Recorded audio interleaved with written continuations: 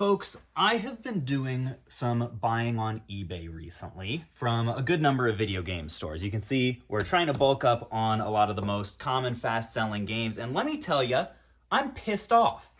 I'm a little pissed about it because I see so many stores, so many video game heavy stores on eBay that are bad. And I'll tell you why they're bad. We're in the middle of processing a whole bunch of...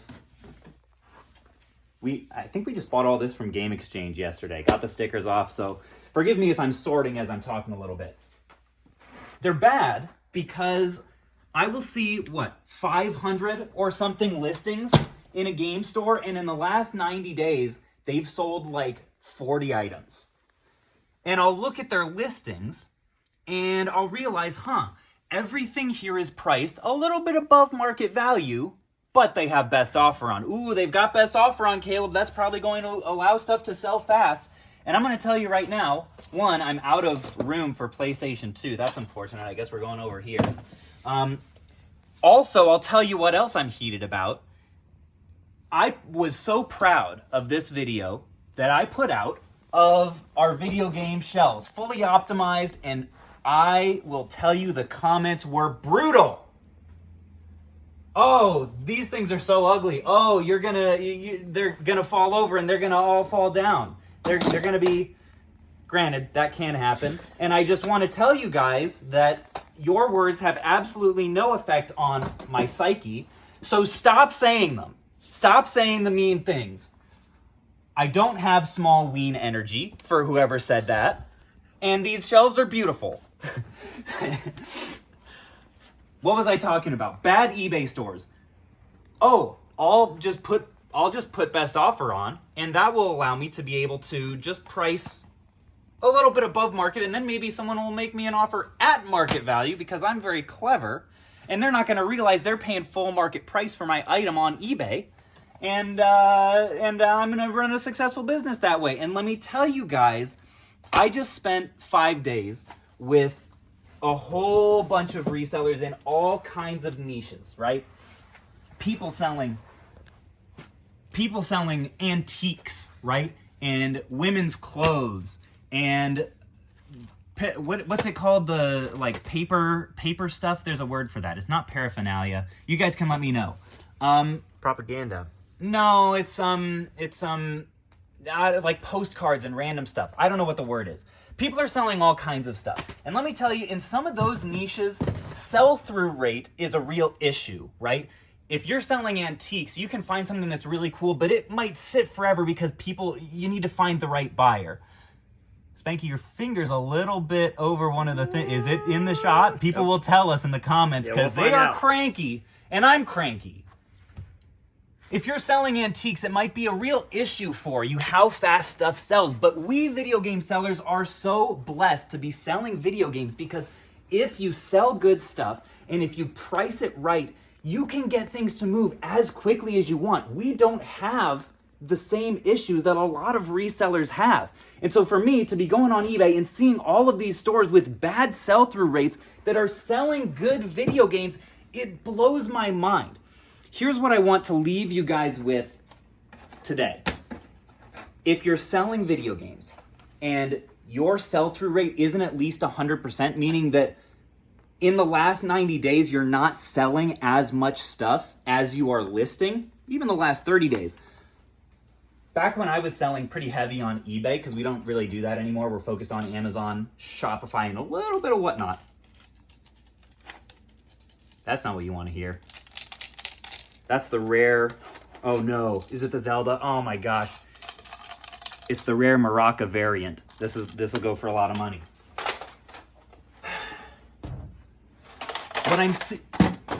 Look at me, I'm heated, I'm dropping stuff. What I'm seeing with these stores is, it doesn't make any sense. I will ask most resellers, I think I would ask most of you, hey, what is better? To sell an item for $20 profit in a month, or to sell it for $25 profit in 6 months? I think most of you guys would say, and most resellers out there would say, it's better to sell it for $20, right? The $20 profit, because you can flip that money again into 20 and 20 and 20 and 20, 12 times in a given year, rather than only doing it 2 times and ending up with 50 bucks. You end up with what? 240 if you're just willing to price it lower and flip it quicker. And yet in practice, what I am seeing on all of these eBay stores, also this top shelf here, get a close up of this. This is very precarious.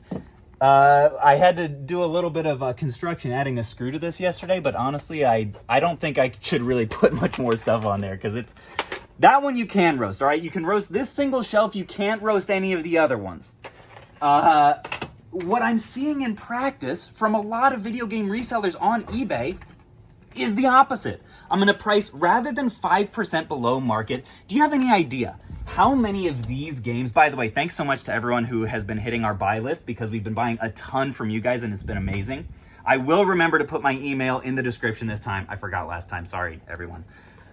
What I'm seeing people do in practice is rather than price things 5% below market value, they're pricing it at like 5% above market value with best offer on. And what every single buyer is doing is seeing that listing, seeing the best offer, and not thinking, ooh, I'll offer $5 below, even though he's priced $5 below market. They're seeing that and they're scrolling. Because guess what? Every one of these games probably has 20, 30, 50, 500 listings on eBay for the exact same thing. People aren't going to bother.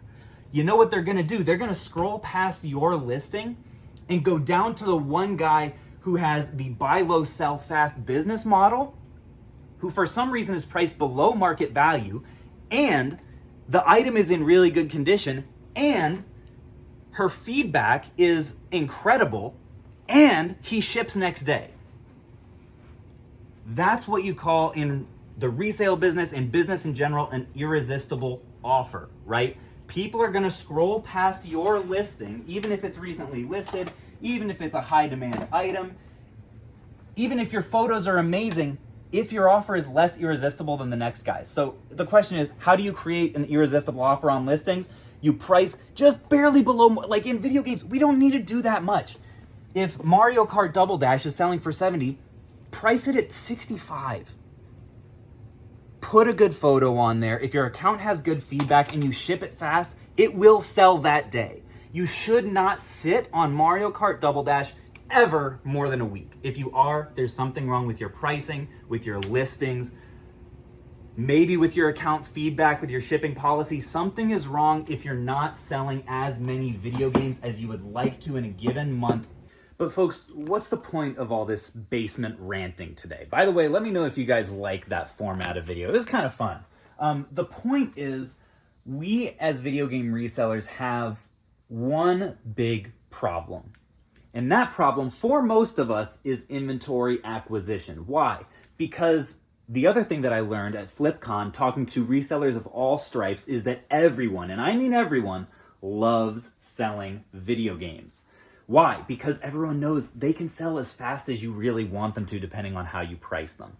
But what that means, when every other kind of reseller loves to sell video games and we don't necessarily love to sell everything else, like neckties or remote controls or antique watches, whatever the heck we're talking about, it means that there's going to be high competition. And I want you guys, and I want myself, to be able to devote as much of our time and energy and money resources as possible to that problem, rather than what I see as ultimately a silly problem, which is inventory that everyone wants not selling fast enough.